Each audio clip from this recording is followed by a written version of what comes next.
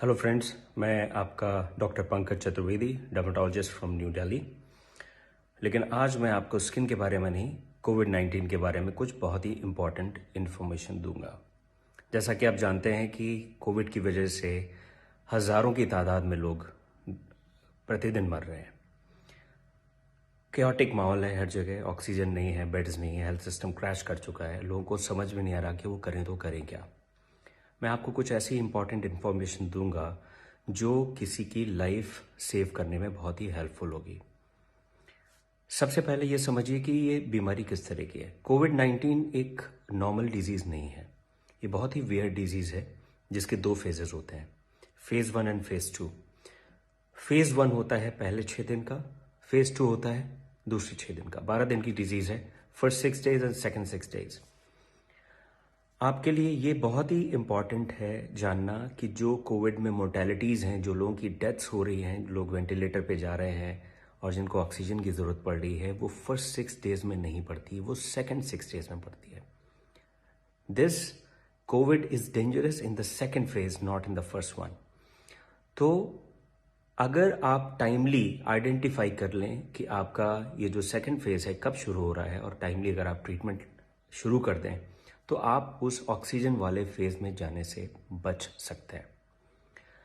तो सबसे पहले जिस दिन आपके सिम्टम्स शुरू होते हैं कोविड के, fever, body ache, diarrhoea, loss of smell, loss of taste, या जिस दिन आपकी रिपोर्ट पॉजिटिव आती है, दैट इज डे 1, तो फर्स्ट 5 डेज आप नॉर्मल मेडिसिन लेंगे, doxycycline, azithromycin, ivermectin, vitamin C, zinc, FabiFlu.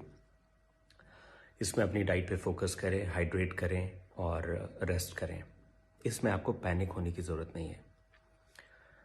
आपको केयरफुल रहना है जिस दिन आपका 6th डे है और 7th डे है। 6th एंड 7th डे से आप केयरफुल हो जाएंगे और अगले 1 हफ्ते तक you will be very very careful, because इसी फेज में कॉम्प्लिकेशंस बिल्डअप होते हैं और इसी फेज में लोगों की डेथ्स होती है। 6th डे आप एक CT स्कैन कराएंगे चेस्ट का और एक टेस्ट आप कराएंगे इन्फ्लेमेटरी मार्कर्स का, जिसमें CRP सबसे इंपॉर्टेंट है। कुछ और भी टेस्ट हैं जैसे डी डाइमर और इंटरल्यूकिन 6, अगर करा लें तो बेटर है, और कंप्लीट ब्लड काउंट। अब इनका रोल क्या है? इनका रोल ये है कि अगर 6ठे दिन आपका CT स्कैन माइल्ड है तो इसका मतलब ये है कि आपकी जो डिजीज़ है वो आपको ज़्यादा ट्रबल करने वाली नहीं है। अगर आपका CRP लेवल बहुत माइल्ड है, नॉर्मल है या रेज्ड ज़्यादा नहीं है, इसका मतलब ये कि आपकी बॉडी में जो इन्फ्लेमेशन बिल्डअप हो रहा है वो ज़्यादा नहीं बिल्डअप हुआ है और आपको पैनिक होने की ज़रूरत नहीं है। Of course you have to be careful, but panic mode में जाने की ज़रूरत नहीं है। लेकिन अगर आपका CT स्कैन शो कर रहा है कि आपके चेस्ट में लंग इन्वॉल्वमेंट मॉडरेट है या सिवियर है और आपका CRP लेवल भी बढ़ा हुआ है, that means you will be in trouble after few days. इसलिए आपको बहुत ही केयरफुल रहना है।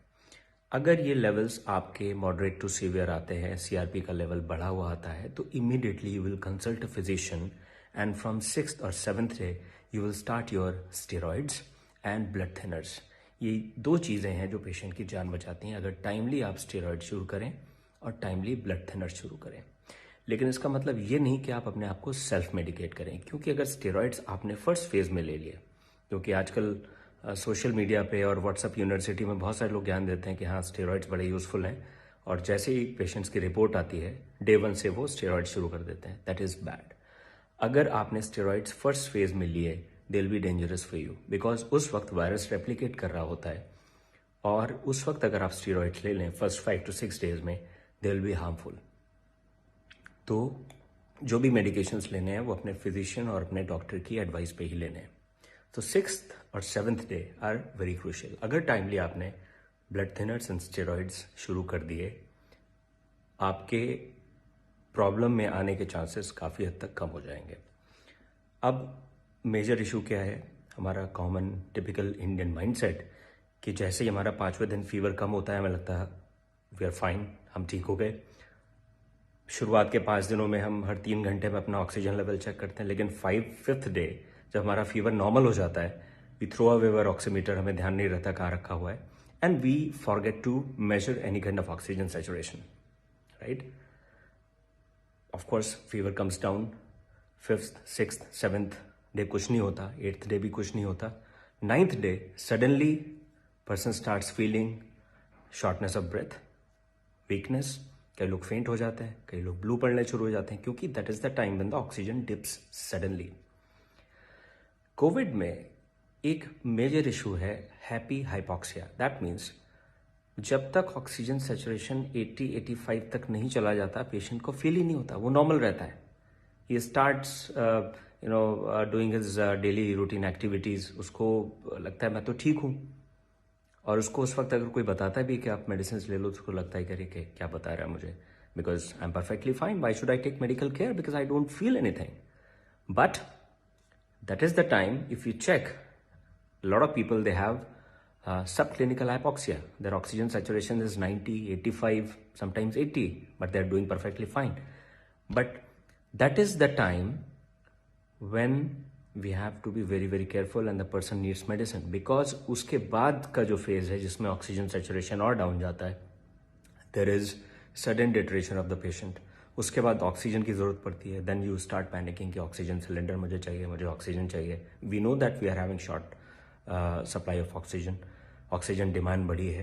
Overnight we can't produce 20 times 50 times more oxygen. No country can. So after 6th day you will check your oxygen saturation every 2 hours. हर 2 घंटे पे आप अपना oxygen saturation check करेंगे. कैसे चेक करेंगे? राइट हैंड, या अगर आप लेफ्ट हैंडेड पर्सन है तो आपका लेफ्ट हैंड, उसकी मिडिल फिंगर, और वो भी तब जब ये मूव ना कर रही हो. तो इसको आप स्टेबल पोजीशन में रखेंगे, ऑक्सीमीटर लगाएंगे और कोशिश करेंगे कि इसमें कोई मूवमेंट ना हो. उस वक्त आप अपना ऑक्सीजन सैचुरेशन चेक करेंगे. उसके बाद आप वॉकिंग पोजीशन में भी अपना सैचुरेशन चेक करेंगे, जिसको बोलते हैं 6 minutes वॉक टेस्ट. आप ऑक्सीमीटर लगाएंगे, 6 minutes के लिए वॉक करेंगे और उसके बाद देखेंगे कि आपका ऑक्सीजन सैचुरेशन कितना है. इट शुड नॉट फॉल 5% और मोर देन दैट. अगर आपका ऑक्सीजन सैचुरेशन वॉक करने के बाद 5% डाउन जा रहा है, that means your lungs are affected and you have to be extremely careful and seek medical attention.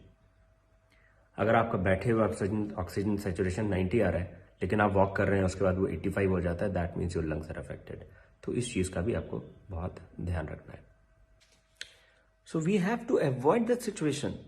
हमें उस कंडीशन में पहुंचना ही नहीं कि हमें ऑक्सीजन की जरूरत पड़े, बिकॉज जब आप स्टेज में पहुंच जाते हैं तो ऑलरेडी डैमेज हो चुका होता है. काफी हद तक रिकवर होने के चांसेस 50-50 होते हैं. आप बच भी सकते हैं, आप नहीं भी बच सकते हैं. तो आपको उस स्टेज में पहुंचना नहीं है. You have to prevent that situation and you can only prevent by identifying the time line of Covid and taking proper measures right from day 6 और day 7. Right? If you'll do that, most probably you will sail through. Most probably आप बच जाएंगे और अपने आसपास जो भी आपके रिश्तेदार हैं, जो भी आपके फ्रेंड्स हैं, फैमिली मेंबर्स हैं, उनको भी आप बचाने में हेल्प करेंगे. फ्रेंड्स, ये जो वक्त है, ये जो समय है, वो है एक दूसरे की हेल्प करने का. मैं डर्मेटोलॉजिस्ट हूँ, but still I am making this video so that I can make you aware.